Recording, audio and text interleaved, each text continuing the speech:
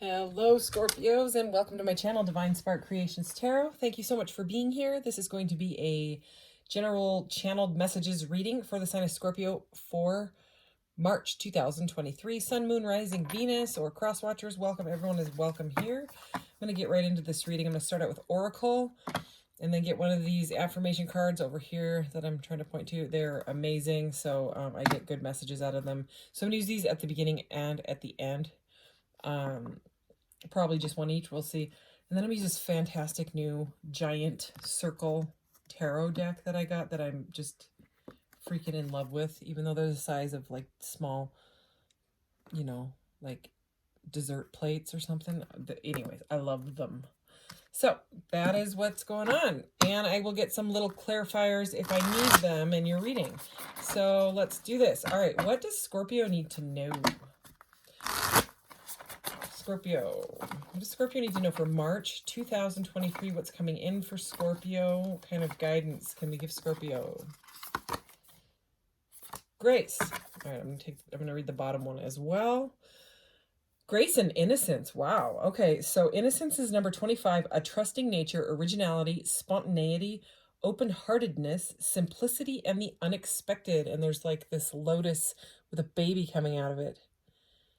So it kind of feels like the sun's energy, like the sun and the fool, which is like a really like innocent energy. It's beautiful. It kind of reminds me of my sun. But let's see this one. Grace, adornment, bring out beauty, elegance, the outer as a reflection of the inner, vanity, charisma, and self-expression. This is a beautiful, beautiful reading already. There's, I don't know. There's something about innocence and trust and beauty. Here it's a very calming energy. Self-love is what I'm getting too. So let's get one of these guys. Move my 1,000 crystals here. Try not to knock stuff over. I have these new tiny clarifier cards. Look how small they are. Look at this. They're just itty bitty. And there's 96 of them, I believe. So I have to put them in 2 tiny stacks. And I keep knocking them over. But they're great for clarity. So, whoa, what does those flipped? You know what? There's only 2. I'm going to take them both. Okay. We have Solar Crown. This card is so cool. Wow. And this card came out in the last reading. I love that card. Solar Crown. Look at that. And I am decisive and wise. When action is required, I move swiftly with courage. When wisdom is necessary, I step carefully with grace. What? Grace again, okay? Somebody's name could be Grace or their child or something. I trust my intuitive wisdom to decide correctly. This is beautiful. So I'm just going to end the reading here. I'm just kidding. I won't. But this, I love it. Inner strength. This is probably one of my favorite cards in that whole deck. It's the picture, the meaning, all of it. So I'm showing you the picture here. And I'm going to read it. I am powerful. I can change my life and set my path. I am an iceberg. Others can only see the tip of an underwater mountain of inner strength. So this is, I mean, like there's a sense of like beauty, grace, and innocence, and like fresh new starts, like a fresh slate, you know, wiping the slate clean, whether it's with family or you know, some sort of relationship, children, something like that. There's definitely something to do with children here, but also like power, you know, it's like I don't know, like a watery powerhouse energy, a watery fire energy is what I'm getting. So I shuffled this very, very well just right before this reading, because these cards are not the easiest to shuffle because they are the size of plates, but that is okay because I love them anyway. What does Scorpio need to know? The Emperor. Speaking of fire, okay, Aries energy, divine masculine energy. And a Queen of Swords right next to it, air energy. I saw 444 on the timer as I said that. It's interesting because I have this Ankh out too, and the Emperor, does he have an Ankh in this one? He has an Ankh in almost all of them, and he doesn't in this one. That's so weird. I think that's weird a little bit. I mean, I still love these cards.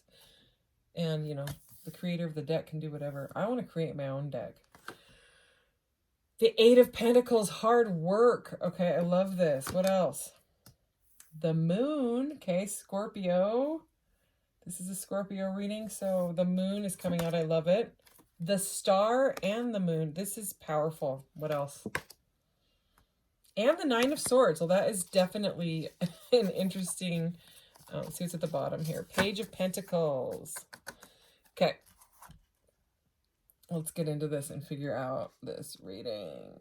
Okay, so I showed you the Emperor here. Emperor is all about like taking kind of command is what I'm hearing. Like I almost said action, but it's more like an energy of being on top of your world, whether it's your job. You know, a lot of times the Emperor can own their own business. They're a boss, so there could be something going on with your boss, or you could be your own boss, something like that. But there's an energy of being able to being in control of like your mental status more. You know what I mean? Like if you have felt like a lot of confusion going on, it's like you're gaining control over that. Okay, there's definitely something that ended, and now, you know, like you're moving, something that like was difficult. Okay, I'm not going to say ended. There was something that was difficult, something that was bothering you mentally. Okay, it could have to do with work. I wouldn't doubt it. Okay, I'm getting ahead of myself. I'm kind of like moving over to those cards. But anyways, we have the Emperor and the Moon with the Queen of Swords and the Star. Like that's like these four right here. And three of these are major arcana. So they have to do with major life events, major life path, you know, like where you're at on your journey at this point, like what lessons are trying to come into your awareness right now. And it's you know, the Queen of Swords, she doesn't take crap.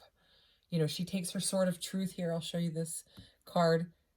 And she just cuts it out. So, I mean, if anything that like was confusing to you, and the reason I keep mentioning confusion is because of the Moon card here. Look at this beautiful Moon card. But the thing with this Moon card is, look at the amount of surrender in that person that's in the water. Like they're in dark waters. And that's a dark moon that's like radiating weird dark moonbeams. I wish the Sun card was out here. Ooh, there's a sun right here. But the Sun card, it came up in the last reading. Dang it, I wish I could show it to you. It kind of looks like this Moon card, except it's like all the beams are straight. They're not wavering. So this Moon card, look at that person. They look like they're just like, you know, vulnerable. Like, I don't care. They're naked, you know, and they're just like, bring it at me. You know what I mean? Like, I'm ready to face the darkness. I'm ready to face what is hiding behind the scenes in my life. I'm going to take control of it. I'm getting that from the Emperor and the Queen of Swords. Okay, that's a very like strong-headed energy. Very. Okay, it could be a couple too. It could be air sign, or you know, you and your partner could have air and fire in their chart. Okay, it doesn't have to be, but this is like Aquarius, air energy, fire energy, and then the water is here. Okay, so that's like, usually the Moon is like the subconscious things going on behind the scenes. It can be like, you know, if it's reversed, it can be like dark shadow work, dark night of the soul, whatever. But in this deck, I mean, first of all, look at all this water, like this almost Pisces energy here with these fishies everywhere. This person almost looks like they're rejoicing. They're like, I don't care. I don't care. I'm sick of triggers. I'm sick of things bothering me. I'm ready to face this. A lot of people on my channel that you know, are regular subscribers are going through things like this. They're no longer fearing like things that really bother them. Like for me, paperwork. Okay, like I've been working on not only my taxes for the Etsy shop. The link will be in the description below if you're interested. There's jewelry and crystals, things like that, alien stuff. You know, who is a fan of paperwork? You know what I mean? I mean, come on, unless you're like a tax accountant, or, you know, I do have a couple friends that are really in, like, they do other people's taxes because it's fun. And I have a friend that loves to write resumes. Like, what? I mean, she could start her own business doing that, you know, because she gets some sort of high off of it. I don't, you know, that's how that brain works. Not me. Paperwork has always freaked me out. But like this year, here's me. You know, I'm a Pisces moon, so I don't know, this could be my energy, but it seems like whoever that I'm reading for is going through something like this.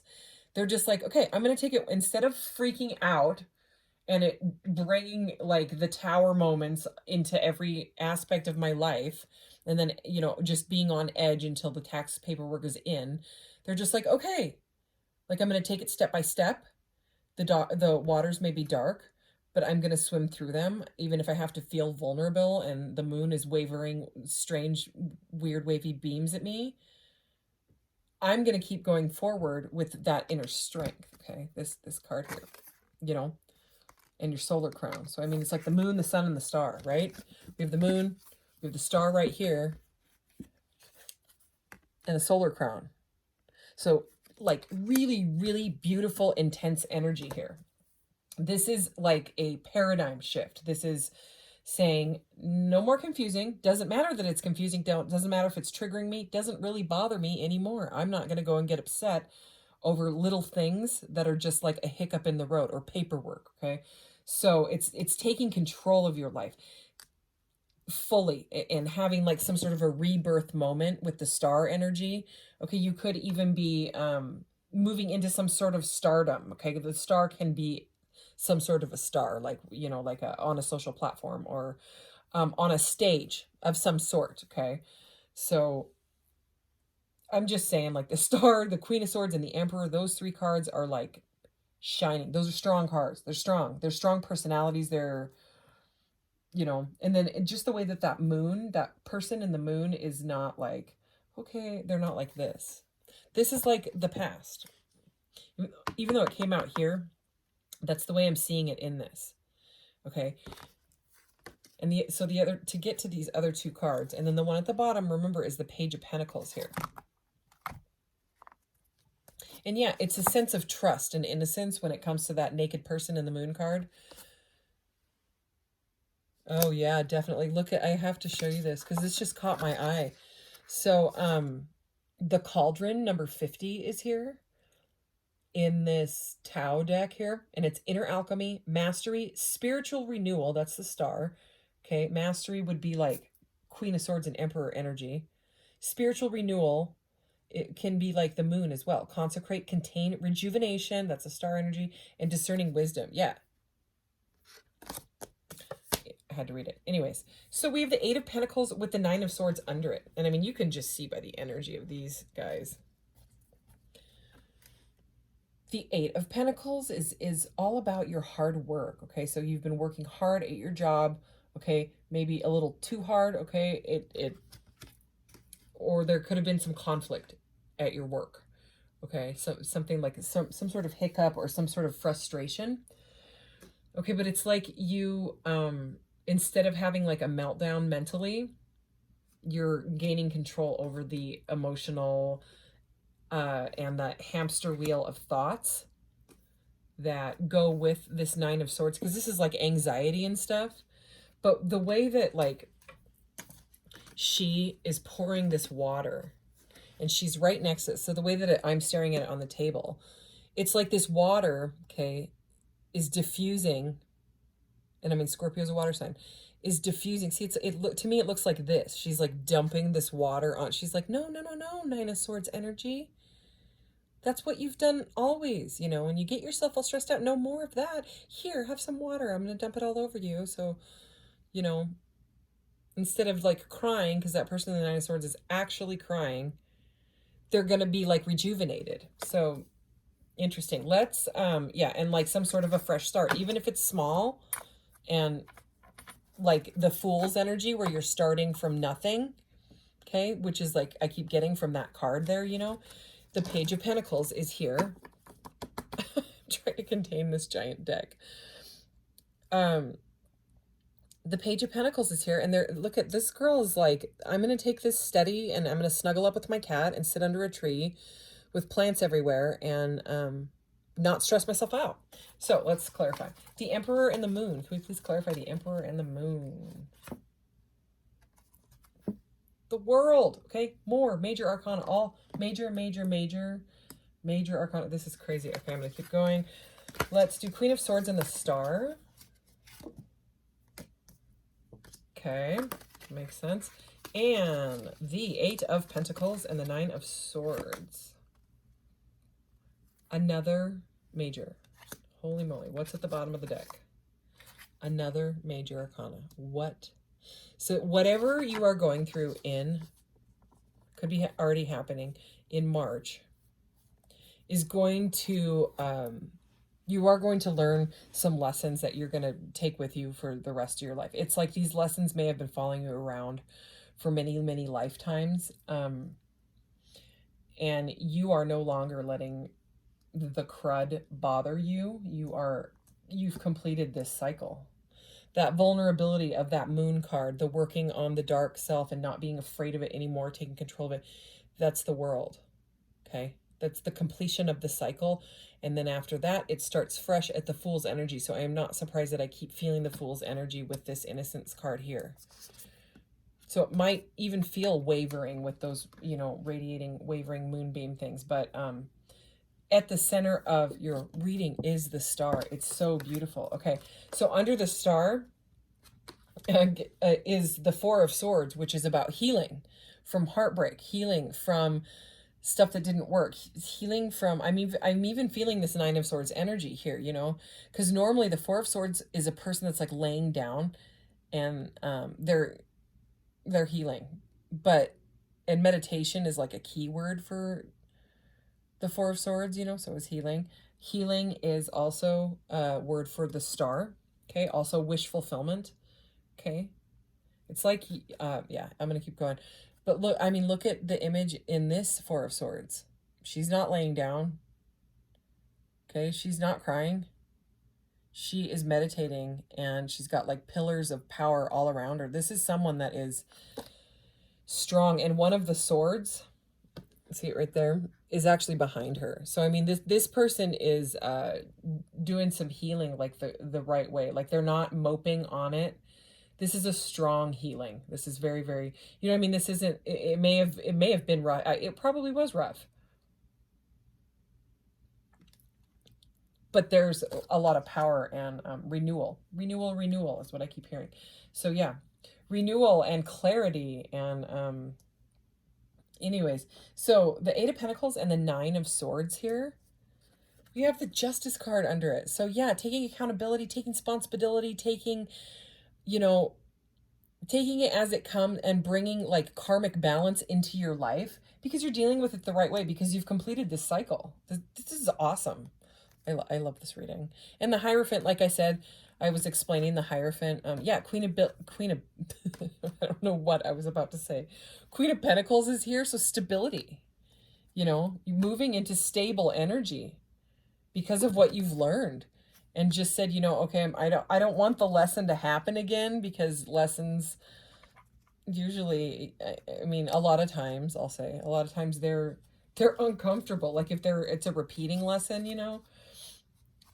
Whether it's like money or love or, you know, like dating the same type of person over and over, things like that, whatever it is, buying crappy car after crappy car, and then finally being like, okay, I'm going to save up and get one that runs well, or if I can, or so, you know what I mean? Whatever it is, the lesson has transformed you with those little skeletons there. I'm feeling like that Scorpionic death energy, which is all about metamorphosis and transformation. Let's get some clarifiers. I'm going to put one of these on each card. Boy, that Feel It card, it has come out for every one of these readings, and I keep trying to shuffle this itty bitty tiny deck over and over, and it just keeps wanting to come out. So the Emperor is Feel It, and I'm just going to say the same message that I did before, because it's I almost want to write it on there. Feel it to heal it. That's exactly what has gone on, and you've taken control over it, so it's beautiful. That's also the Sacral Chakra. These are chakra cards. The colors are meant to, you get more, more of an intuitive message when you combine it with the chakra. So that's all. Sacral chakra is all about sensuality, creativity. It could be sexuality as well, with that being like the fire energy and the emperor there. Okay, passion. Okay, passion is what I just heard. All right, let's move forward. Oh my God, look what came out over the moon. Okay, this vulnerable naked person? Look at the card. Face the situation. I'm not even going to say anything. I'll just tell you that this is indigo, and it is the third eye chakra, which is your deep intuition. It can be like connection to spirit as well, and divine and moon goddess energy. Okay, I love it. I love that. I'm going to stop saying that. I love these cards and the way that I love this reading. Okay, the world. This is why even though these cards are tiny and annoying to shuffle, and I keep knocking them over. Here and now with the world, okay? This person is not, you, if this is you, they're just like, I am ready for this. Look, she's got 2 snakes. She's got a snake in each hand. This person is on a forward path and not letting anybody get in their way. This is power. Queen of Swords, surrender. Interesting message there. This is pink. So this is like the higher heart chakra.